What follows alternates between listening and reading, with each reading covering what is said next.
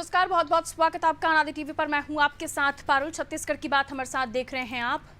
आज बात वंशवाद की होगी। राजनीति में वंशवाद अब कोई नई बात नहीं है, बढ़ चढ़कर वंशवाद हो रहा है। नेता पुत्र पुत्रियों की एक नई कतार राजनीति में आ चुकी है। बहुत से कुनबे राजनीति में सक्रिय हैं।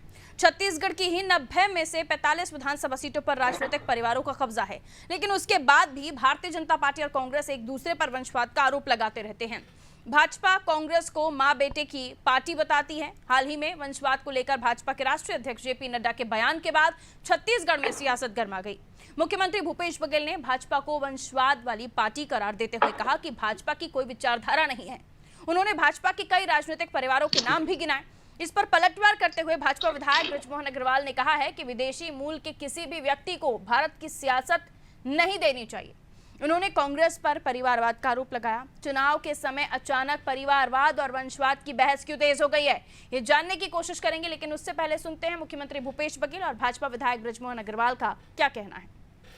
नड्डा जी जिस प्रदेश से आते हैं, अनुराग ठाकुर जी के पिताजी कौन मंत्री थे कि नहीं थे, मुख्यमंत्री थे कि नहीं थे, राजनाथ सिंह के बेटे हैं कि नहीं विधायक, अमित शाह जी के बेटे हैं नहीं बीसीसीआई। तो ये किसकी पार्टी हुई? बलीराम कश्यप, स्वर्गीय बलीराम कश्यप, उसके एक बेटा सांसद रहे, एक बेटा मंत्री रहे। रमन सिंह जी मुख्यमंत्री, बेटा सांसद। तो पर उपदेश कुशल बहु तेरे। अरे उंगली उठाने से पहले सोच तो लेना चाहिए कि उनके पार्टी में क्या चल रहा है। अब गिनाओ तो दर्जनों मिल जाएंगे। आज कांग्रेस, चाणक्य ने कहा था कि कभी भी विदेशी मूल के किसी भी व्यक्ति को, उनकी संतान को देश का प्रमुख पद नहीं छोड़ना देना चाहिए, और ये आज से सैकड़ों साल पहले कहा था। और आज यही कारण है कि देश के विकास की बजाय अपने परिवार के विकास की काम अगर कोई कर रहा है तो वो कांग्रेस की पार्टी कर रही है। कौन होंगी अध्यक्ष? तो सोनिया गांधी। कौन होगा देश का नेता? तो राहुल गांधी। कौन होंगे महामंत्री? तो प्रियंका गांधी। तो ये क्या है? क्या कांग्रेस में नेताओं का टोटा पड़ गया है? कांग्रेस में नेता नहीं है, देश की सबसे पुरानी राजनीतिक दल है। उस राजनीतिक दल में क्या एक परिवार ही सब कुछ निर्णय करेगा? और अगर कोई एक परिवार निर्णय करेगा तो अपने हित के लिए करेगा, वो देश हित के लिए नहीं करेगा।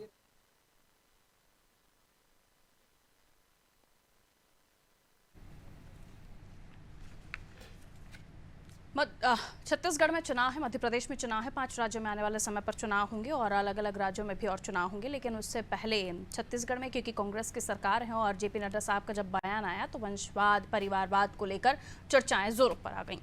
और इसी पर हम चर्चा करने जा रहे हैं, क्योंकि ऐसी कोई पार्टी हुई नहीं जिसमें वंशवाद या परिवारवाद दिखा नहीं। मिलियन मेहमानों से जो हमारे साथ चर्चा में जुड़ रहे हैं, प्रवीण साहू भारतीय जनता पार्टी से प्रवक्ता हैं, हमारे साथ जुड़े। प्रवीण जी, स्वागत करती हूँ आपका। सौरभ साहू कांग्रेस स्पोक पर्सन है, प्रवक्ता आप भी, बहुत स्वागत करती हूँ कांग्रेस का। उचित शर्मा जी वरिष्ठ पत्रकार हैं, छत्तीसगढ़ से हमारे साथ जुड़े हैं। उचित सर, बहुत बहुत स्वागत करती हूँ आपका। और आप ही से इस वंशवाद, परिवारवाद छत्तीसगढ़ में पनपता एक नया टॉपिक, इसको लेकर हम आपसे चर्चा करेंगे, क्योंकि चुनाव नजदीक आ गए हैं तो ऐसे और भी गर्मा गर्म बहस के मुद्दे हमें सुनाई देते ही रहेंगे। लेकिन आज सवाल इस पर भी, क्योंकि इस पर जवाब भी आए हैं। एक तरफ भूपेश बघेल साहब जेपी नड्डा साहब के बयान को लेकर जवाब देते हैं, वो गिनाते हैं अनुराग ठाकुर और राजनाथ सिंह, अमित शाह, और उसके बाद वो गिनाते हैं, फिर हम सुनते हैं बीजेपी से, तो उनका ये कहना होता है कि साहब दूसरे देश के लोगों को सियासत सौंप दी या दूसरे देश से ताल्लुक, कई तरह की बयानबाजी और कई तरह के आरोप प्रत्यारोप। इसे कैसे समझा जाए? आप क्या मानते हैं, इस तरह की बहस आज की जनरेशन या आज के इस वोटर को ठीक लगेगी? और परिवारवाद तो दोनों ही पार्टी में है, कोई नई बात नहीं है। ये आरोप प्रत्यारोप एक दूसरे के ऊपर लगा रहे हैं, लेकिन हकीकत में कोई भी इससे अछूता नहीं है। चाहे वो कांग्रेस पार्टी हो, भारतीय जनता पार्टी हो, दूसरे अन्य दल हो, चाहे तृणमूल कांग्रेस हो, बाकी भी जो राज्य के अन्य दल है वो भी इसी तरफ जा रहे हैं। और वो खैर उनकी तो घर की पार्टी है, समाजवादी पार्टी हो चाहे वो लालू जी की पार्टी हो, उनकी तो घर की पार्टी है। तो ये कोई नई बात नहीं है। इस राजनीति में शुरुआती दौर से होते आ रहा है। 1952 के चुनाव से उसको लगातार अगर आप देखें, पहले प्रथम चुनाव से लेकर अभी तक, तो ये लगातार चलते आ रहे हैं। भूपेश बघेल जी ने सही कहा कि आप उन्हीं पे आरोप लगाइए जब आप ईमानदार हो। भारतीय जनता पार्टी में इस चीज की तो कमी नहीं है।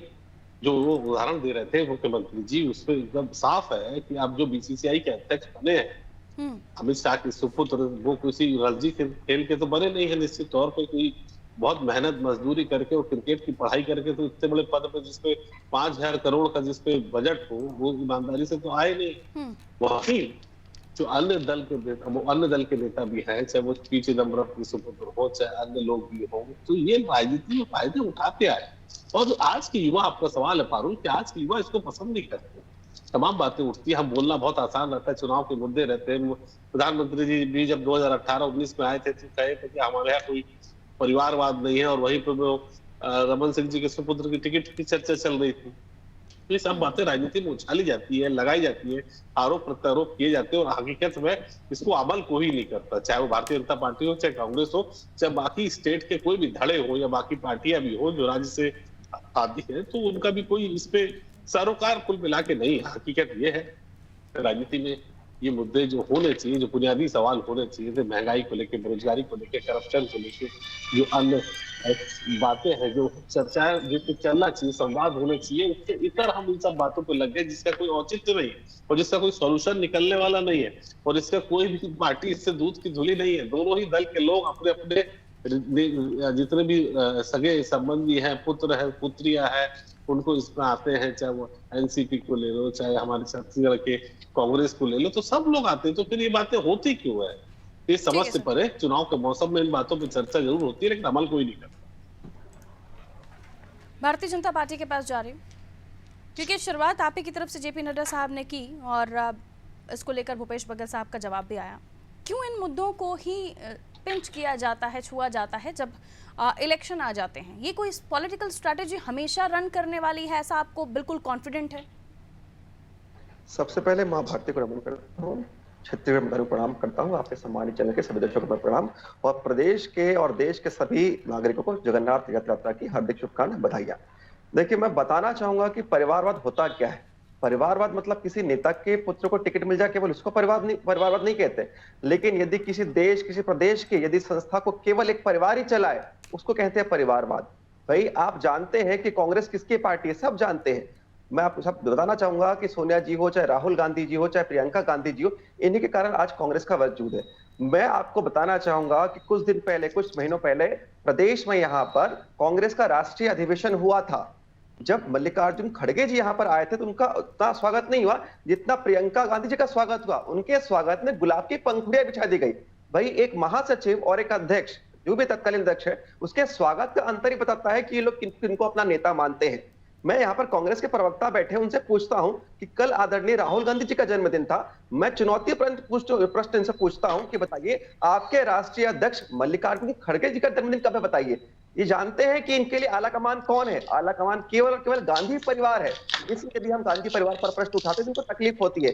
मैं चुनौती को दोबारा दोहरा, बताइए, आदरणीय मल्लिकार्जुन खड़गे जी का जन्मदिन, राहुल जी का जन्मदिन तो आपने मना लिया, लेकिन खड़गे जी का जन्मदिन याद है कि नहीं याद आपको? बताइए मुझे।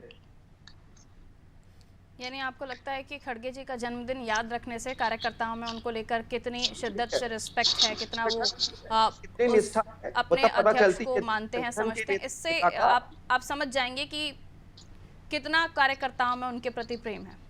ये आपने एक कंक्लूजन निकाला है कि ऐसे समझा जाएगा। आप जान लीजिए जी, कल की गतिविधि से पूरा प्रदेश जानता है कि जहां पर आदरणीय राहुल जी के जन्मदिन को पूरे देश भर में मनाया गया, लेकिन वर्तमान में सत्ता या संगठन में कहीं पर भी उनका स्थान नहीं है। भाई, ये संगठन की बात कर रहे हैं ना, मैं नेता का जन्मदिन मना रहे हैं तो उसमें दिक्कत क्या है? उसमें कैसे पता चलता है कि खड़गे जी की वैल्यू पार्टी में कम हो जाती है कि राहुल गांधी की बढ़ जाती है? और जिस शुरुआत में आपने कहा था कि परिवारवाद क्या होता है, उसे आपने परिभाषित करने की कोशिश की, उसके बाद तो खड़गे जी अध्यक्ष बन गए। परिवारवाद वहां से उन्होंने त्याग दिया है। रूप से कांग्रेस को कौन चला रहा है सब जानते हैं। ये मुझे बताने की आवश्यकता नहीं है कि केवल एक परिवार की पार्टी है। पहले नेहरू जी, फिर इंदिरा जी, फिर राजीव जी, फिर परोक्ष रूप से सोनिया जी ने जिस प्रकार सत्ता चलाई, वर्तमान में भी चला रहे हैं। कांग्रेस केवल और केवल परिवारवाद की पार्टी है। ठीक है, और ये कैसे आपने जजमेंट दिया? आपके पास कोई प्रूफ या कोई रिटर्न प्रूफ जिसमें स्पेशली राहुल गांधी, प्रियंका गांधी, सोनिया गांधी के साइन और मां खड़गे जी के ना हो? कहीं तो आपने आंकलन किया होगा ना, या फिर उड़ती हुई बातों को लेकर हम चर्चा कर रहे हैं? देखिए, कोई उड़ती हुई बातें नहीं है। एक्सीडेंटल प्राइम मिनिस्टर जो किताब लिखी संजय वारू जी, जो आदरणीय हमारे खड़गे जी के बारे में बात कर रही हूँ सर। मैं वही बता रहा हूँ आपने परिवारवाद कहा, उन्होंने खड़गे जी को अध्यक्ष बना दिया। अब आप कह रहे हैं कि कौन किसके ये तो तरीके से पार्टी चल रही है, तो ये कहीं तो आपने प्रूफ देखा होगा ना, कुछ तो आकलन किया होगा, तब बोल रहे होंगे। मैं आपको बताता हूँ, हमारे पार्टी का अगला अध्यक्ष कौन होगा कोई नहीं जानता, लेकिन कांग्रेस पार्टी का अध्यक्ष वही तो होगा जो किसी को कहीं एक्सपेक्टेड था कि खड़गे जी कांग्रेस पार्टी के अध्यक्ष होंगे, आपको पता था? जो भी कांग्रेस पार्टी के आला कमान के सबसे नजदीक होगा, इसीलिए अर्जित साहब ने कहा कि इन सब मुद्दों से इतर बहुत सारी चीजें हैं जिन पर चुनाव होने चाहिए। ये सारी चीजें किसी भी पार्टी में ऐसा नहीं है कि परिवारवाद, या फिर आप अगर सालों साल किसी पॉलिटिशियन ने पॉलिटिक्स की है तो उसका बेटा अगर पॉलिटिक्स में आना चाहता तो उसका मतलब ये नहीं होता कि वो परिवारवाद है। यही आपकी पार्टी में भी हो रहा है सर, इसलिए मत कहिए परिवारवाद, क्योंकि अब खड़गे जी अध्यक्ष हैं। तो थोड़ा सा अब हमें सेंटेंसेस को चेंज करना पड़ेगा, क्योंकि पहले हम भी यही बात आप लोगों से करते थे, सवाल पूछते थे, लेकिन अब क्योंकि अगर चीजें बदल रही हैं तो उसे स्वीकार भी करना पड़ेगा, हमेशा कोई गलत नहीं होता। बात जाननी पड़ेगी कि खड़गे जी कांग्रेस पार्टी के नजदीकी है। मैं वही कह रही हूं, आपके पास कोई प्रूफ है, कोई ऐसी नियुक्ति हो गई बड़े पद पर जिसमें खड़गे जी की जगह राहुल गांधी, प्रियंका गांधी, सोनिया गांधी, तो ऐसे हम बात नहीं कर सकते ना कि आपने सोच लिया या किसी और ने भारतीय जनता पार्टी में सोच लिया, 100 कार्यकर्ताओं ने सोच लिया, इसलिए वहां खड़गे जी की वैल्यू कम हो गई, राहुल गांधी की ज्यादा हो।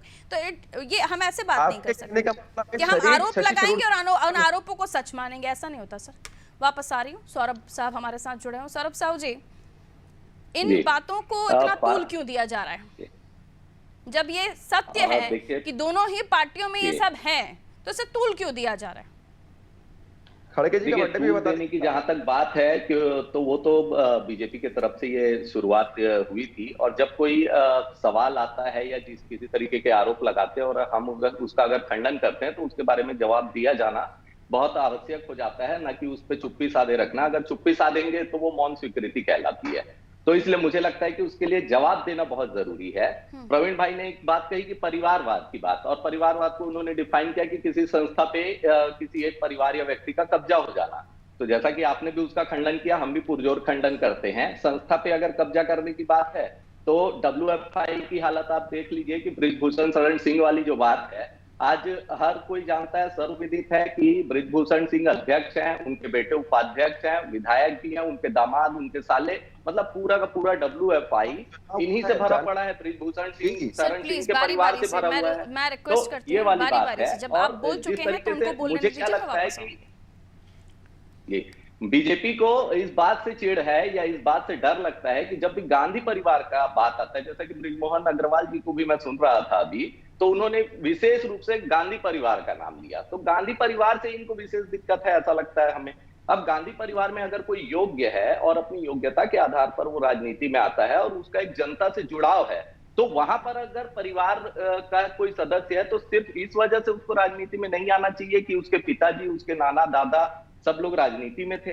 अगर वो उसका जनता से जुड़ाव आ रहा है कहीं पर भी, तो मुझे लगता है कि उसको राजनीति में आने से और समाज सेवा करने से प्रॉब्लम क्या है। नहीं, वो कह रहे हैं कि आप ये बताइए, राहुल गांधी जी का इतना धूमधाम से जन्मदिन मनाया गया, क्या आपके राष्ट्रीय अध्यक्ष का जन्मदिन उतने धूमधाम से मनेगा? या आप लोग को याद भी है कि बर्थडे है कब? प्रवीण भाई ने उठाई, तो हम ये स्पष्ट कर देना चाहते हैं कि हमारे यहाँ तो लोकतांत्रिक ढंग से चुनाव की प्रक्रिया हुई। भाजपा में तो मनोनीत होता है, जो चुनिंदा शीर्ष नेता है उनके द्वारा मनोनीत होता है अध्यक्ष। हमारे यहाँ शशि थरूर जी और खड़गे जी के मध्य एक लोकतांत्रिक व्यवस्था से चुनाव हुआ और वो चुनकर आए और उनको अध्यक्ष बनाया गया। तो जब खड़गे जी के जन्मदिन की बात है तो अभी खड़गे जी का जन्मदिन आने वाला है जुलाई के महीने में, तो उनका भी जन्मदिन धूमधाम से मनाया जाएगा। राहुल गांधी जी ने इतने दिन तक पार्टी की सेवा की, लोगों की सेवा की, लोगों से जुड़े रहे और वो इतने समय तक अध्यक्ष का कार्यभार संभाले, तो उनका जुड़ाव अधिक था। तो उनको अगर लोग पसंद कर रहे हैं और पॉलिटिक्स में एक बात बहुत चर्चित है और ये हर बार चुनाव के समय पर बड़ी सुनने को मिलती है कि बीजेपी तैयार करती है पिच और उस पिच पर खेलने के लिए आपको बुलाती है और आप बकायदा आप खेलने भी चले जाते हैं। आपको नहीं लगता ये पिच तैयार की जा रही है और इलेक्शन तक ये मुद्दा चलेगा और खूब जम से इस पर विवाद भी होंगे आने वाले समय में और बाकी मुद्दे गौण हो जाएंगे? देखिए, पिच वाली बात तो जो है, जैसा कि पारुल जी मैंने कहा कि आरोप इन्होंने लगाया और उसको मौन रूप से स्वीकार करना कहीं ना कहीं गलत है, इसलिए उसका जवाब तो दिया जाना लाजमी है। कहीं भी अगर कोई सवाल उठाया फिर अभी अग्रवाल जी ने कह दिया तो अब इसका भी जवाब आएगा, फिर एक नया जवाब आएगा, फिर हमें चर्चा करना पड़ेगी। और आप लोग कहते देखिए, हैं तो चर्चा की अपना जरूरत भी महसूस होती है। अपना स्पष्टीकरण तो किसी भी पार्टी को देना चाहिए, और खास करके जब हम सत्ता में बैठे हैं, यानी हम ये बीजेपी मुद्दा की तरफ अभी तो ठंडा देख होने रहे वाला हैं कि किस नहीं है। तरीके से, हाँ, तो वो चलेगी, और जो भी सवाल पूछे जाएंगे उनका जवाब तो कांग्रेस पार्टी देगी। कांग्रेस पार्टी हर सवाल का जवाब रखती है, और जो सवाल पूछे जाए और जिसका आधार हो तो उसका जवाब बिल्कुल दिया जाएगा। पारुल जी, क्यों बार बार ये बीजेपी कह रही है कि खड़गे साहब को कौन चला रहा है, ये बार बार बीजेपी क्यों कह रही है? क्या ऐसी चीजें हो रही हैं? ये तो उनकी मनगढ़ंत कहानियां हैं। बीजेपी के लोग जो हैं वो किसी न किसी पूर्वाग्रह से पीड़ित है, और कहीं ना कहीं ये इनके मानसिक स्थिति, मानसिक विक्षिप्तता को बताती है। गलत शब्दों का इस्तेमाल, आज जब गलत शब्दों का इस्तेमाल। आप देखिए पारुल जी, मैं यही कह रहा हूँ कि हर बार जब गांधी परिवार से कोई व्यक्ति उच्चारण करें, उनको तोल मोल कर बोलें, हमारी चर्चा भी सार्थक हो। बिल्कुल पारुल जी, मैं ध्यान रखूंगा उस बात का। आपके व्यक्तित्व के बारे में भी, क्योंकि हम जब बोलते हैं तो बहुत सारे एनालिसिस शुरू हो जाते हैं, तो इसलिए थोड़ा सा हम प्यार से बात करें, बहुत अच्छा होगा। बिल्कुल, मैं बिल्कुल उस बात का ध्यान रखूंगा। और आप ये देखिएगा कि कहीं ना कहीं खड़गे जी आज की डेट में अगर पार्टी को चला रहे हैं तो सब लोग उनके निर्देशों का पालन करते हुए, उनके हिसाब से आज पार्टी के हर कार्यकर्ता हर हायरार्की पे अगर देखेंगे तो खड़गे जी के तरफ से आदेश जारी किए जाते हैं, बयान भी जारी किए जाते हैं। शर्मा जी, तो जी मसला ये है कि ये जो पॉलिटिकल मुद्दे हैं, इनमें जगह लेने वाला परिवारवाद, वंशवाद, जो हमारे नेताओं का फेवरेट टॉपिक होता है, वो इस बार भी ठंडा नहीं होगा सर। इस बार भी वो धूम मचाएगा, और इस बार भी चर्चाओं का दौर इस पर रहेगा। नए नाम आएंगे, कुछ पुराने जुड़ जाएंगे, और हो सकता है अभी अभी जो वेल मैच्योर हमारे नेता पुत्र होंगे, पुत्रियां होंगे, वो भी आगे आएंगे, उनको लेकर भी फिर चर्चाएं होंगी, टिकटों के बंटवारे को लेकर चर्चाएं होंगी।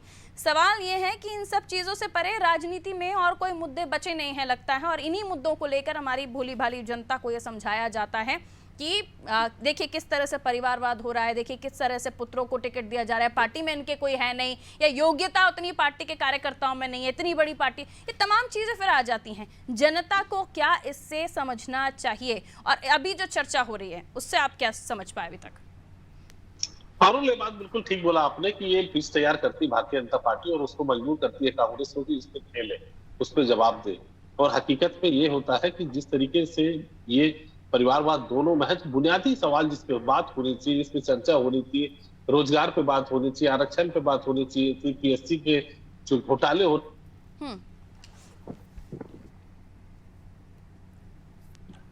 उचित जी, आपका वॉइस डिस्कनेक्ट हुआ है। मैं लौट रही हूं, दीजिएगा मुझे। लौट रही हूं उचित जी, आपके पास आपका वॉइस डिस्कनेक्ट हुआ हमारे पास से। हम चेक कर लेते हैं। ठीक है, भारतीय जनता पार्टी के पास जा रही हूँ।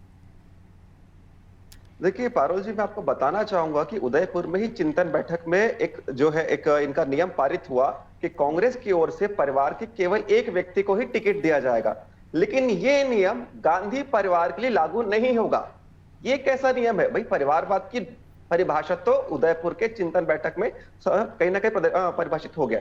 दूसरी ओर मोदी जी ने हमारे पार्लियामेंट्री बोर्ड में कहा कि यदि किसी नेता पुत्र का टिकट कटता है तो उसके लिए मोदी जी स्वयं जवाबदार है। तो देखिए, हम जानते हैं कि कार्यकर्ता को ही टिकट देना चाहिए, लेकिन उसके विपरीत उदयपुर के चिंतन बैठक में जो कहीं ना कहीं नियम पारित हुआ कि गांधी जी में यह नियम लागू नहीं होगा, प्रदर्शित करता है कि परिवारवाद कांग्रेस की ओर है। दूसरा, मैं आपको बताना चाहूंगा कि कांग्रेस में यदि परिवारवाद की बात करें तो एक वाक्य में हम कह सकते हैं कि सबका मालिक एक, यानी केवल एक परिवार ही कांग्रेस का मालिक है। कांग्रेस के पूरे जो धुरी है उसी ओर उड़द गुड़ जुड़ती रहती है।